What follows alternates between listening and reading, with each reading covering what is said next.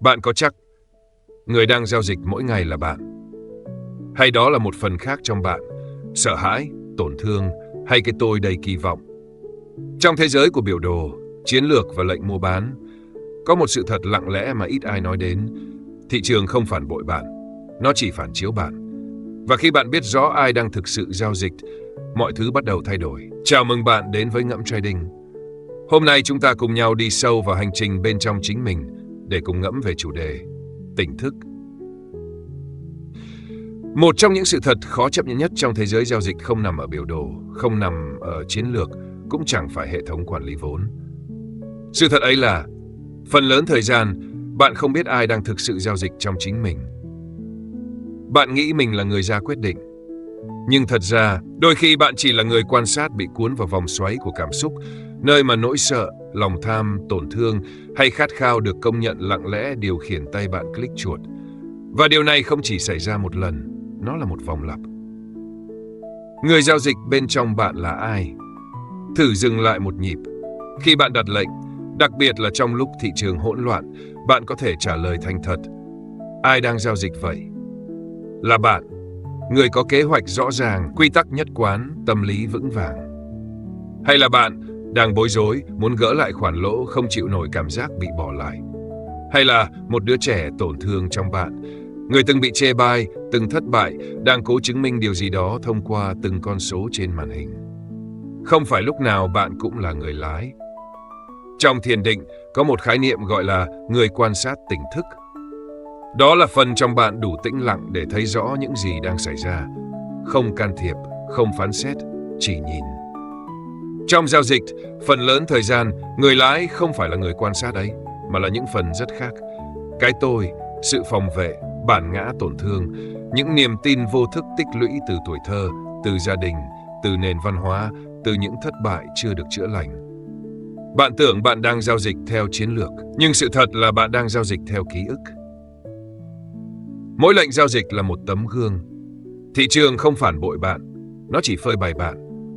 Mỗi lần bạn vào lệnh vì sợ bị lỡ cơ hội, vì muốn trả thù thị trường, vì không chịu nổi việc mình sai, thì đó là lúc thị trường đang cho bạn một tấm gương. Bạn nhìn thấy gì trong tấm gương ấy? Một người kỷ luật? Hay một người đang cố gắng khỏa lấp sự bất an bên trong? Một người tự tin vào hệ thống? Hay một người đang cố dùng thị trường để bù đắp sự thiếu kiểm soát trong đời sống cá nhân? Sự tỉnh thức không đến từ việc bạn phân tích thị trường tốt hơn, mà đến từ việc bạn quan sát bản thân rõ hơn.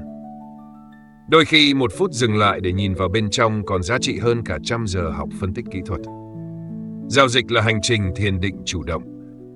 Nếu bạn tiếp cận giao dịch như một chiến trường, nơi bạn phải chiến thắng, phải đúng, phải vượt trội, bạn sẽ kiệt sức. Nhưng nếu bạn nhìn giao dịch như một hành trình tỉnh thức, nơi mỗi lệnh là một cơ hội để nhận diện chính mình, để quan sát cảm xúc, để rèn luyện sự hiện diện, thì thị trường sẽ trở thành một đạo sư vĩ đại. Không phải đạo sư nào cũng dịu dàng. Thị trường cũng vậy. Nó phũ phàng, khắc nghiệt, nhưng luôn trung thực. Mỗi lần bạn vào lệnh không đúng hệ thống, mỗi lần bạn gồng lệnh vì không muốn thua, mỗi lần bạn tức giận vì thị trường không đi theo ý mình, là mỗi lần bạn được chỉ cho thấy bạn vẫn chưa thực sự tỉnh thức.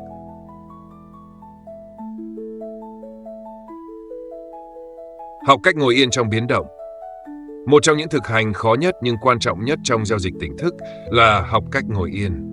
Không vội vã sửa sai, không cố vào lệnh để gỡ lại, không chống lại cảm xúc. Chỉ ngồi yên và cảm nhận rõ từng cơn sóng trong tâm trí, lo lắng, bồn chồn, ham muốn, nghi ngờ. Khi bạn đủ dũng cảm để không phản ứng vội, để quan sát thay vì chạy trốn, bạn bắt đầu lấy lại quyền kiểm soát từ những phần bên trong đang vô thức điều khiển bạn. Biểu đồ không nói dối. Nó chỉ không nói bằng lời. Hãy nhìn lại lịch sử giao dịch của bạn. Những điểm vào lệnh quá sớm, những lần không chịu cắt lỗ, những lúc đi lệnh to hơn bình thường. Tất cả đều để lại dấu vết. Những biểu đồ ấy là nhật ký tâm lý. Bạn có thể nhìn vào đó và thấy một bản đồ của cảm xúc. Nơi nào bạn mất kiểm soát, nơi nào bạn chờ đủ tín hiệu, nơi nào bạn bị cuốn theo đám đông. Khi bạn bắt đầu đọc biểu đồ không chỉ bằng mắt mà bằng sự quan sát chính mình, bạn sẽ thấy nó đang kể lại câu chuyện nội tâm của bạn mỗi ngày. Không phải kỹ năng, mà là tự nhận thức. Bạn có thể học phân tích kỹ thuật trong vài tháng, bạn có thể học chiến lược giao dịch trong vài tuần, nhưng để quan sát chính mình một cách trung thực có thể mất cả đời. Và cũng chính điều đó tạo nên sự khác biệt giữa một nhà giao dịch tồn tại lâu dài và một kẻ rời bỏ thị trường trong cay đắng. Không phải người giỏi nhất sống sót, mà là người biết rõ mình nhất. Sự tĩnh lặng là lợi thế lớn nhất. Khi bạn có thể ngồi yên và không bị cuốn vào thị trường, bạn bắt đầu thấy rõ hơn. Bạn thấy những cú phá vỡ giả, những vùng tâm lý phản ứng của đám đông. Nhưng quan trọng hơn cả, bạn được chính mình. Thấy được khi nào mình sắp vào lệnh vì sợ, khi nào mình đang cưỡng cầu, khi nào mình muốn giao dịch chỉ để trốn khỏi cảm giác thất bại trong đời sống cá nhân. Đó là lợi thế không ai cướp được của bạn. Một lợi thế không đến từ cụ, mà đến từ công cụ, mà đến từ nội tâm. Hành trình quay về bên trong. Chúng ta đến với thị trường vì muốn kiểm soát điều gì đó. Nhưng rồi nhận ra, cái duy nhất cần kiểm soát chính là bản thân mình.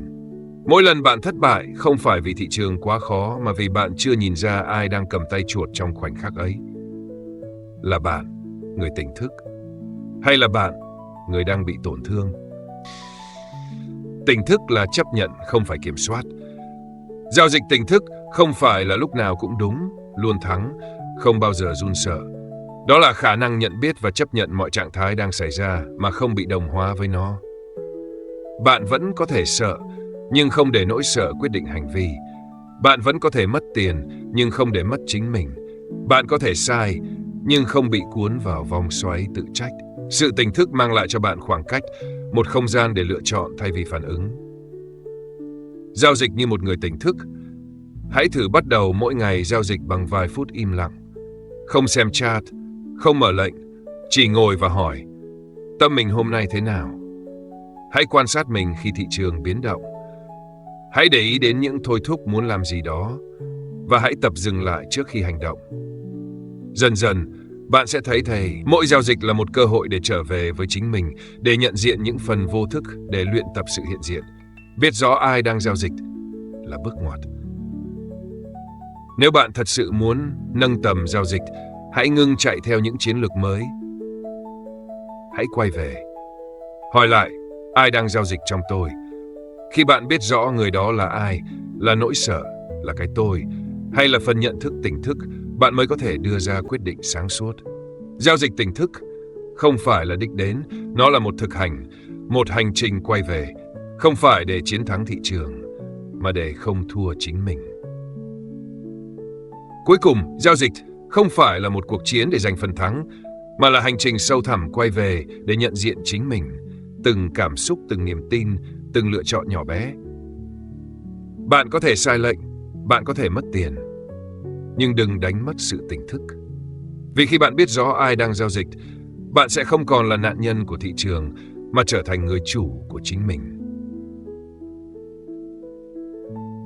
Bạn đang lắng nghe kênh Ngẫm Trading, nơi mà từng lời chia sẻ không chỉ nói về thị trường, mà nói về chính cuộc sống bên trong bạn. Nếu có một điều nào trong bài viết này chạm đến bạn, xin hãy để lại một lời chia sẻ. Không phải để được nhìn thấy, mà là để cùng nhau tiếp tục hành trình tỉnh thức này mỗi ngày từng bước một.